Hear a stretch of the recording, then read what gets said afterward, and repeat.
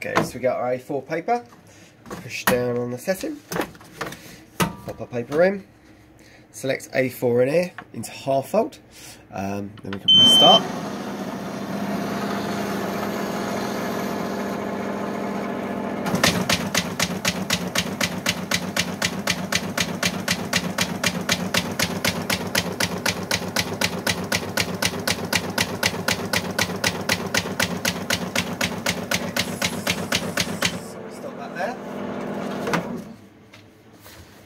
Grab this paper here. Okay, so we've got a half fold now, so what we do is we press down on the spine. Let's give it a tight fold. Okay, and then we re-put it back in our hopper. Select the fold again. So now we're going to do basically A5 in half. So we've set up some custom settings.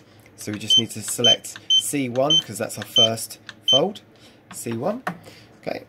And then we can do a test on it just to make sure that it's okay. And then you can see we've got our first cross fold. And we're going to start once we're happy with it.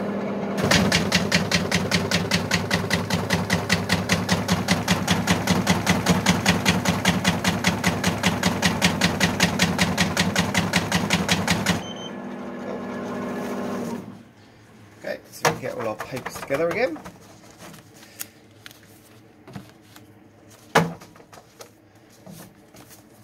Once again, press down on the spines.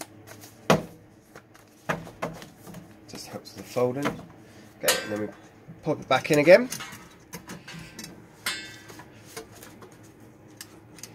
Now we're going to do our next fold. So then we select our custom fold 2, just on here, C2. We'll do a test again.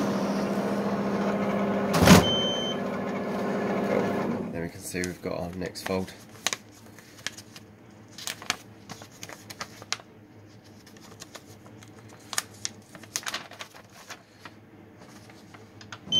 Press start.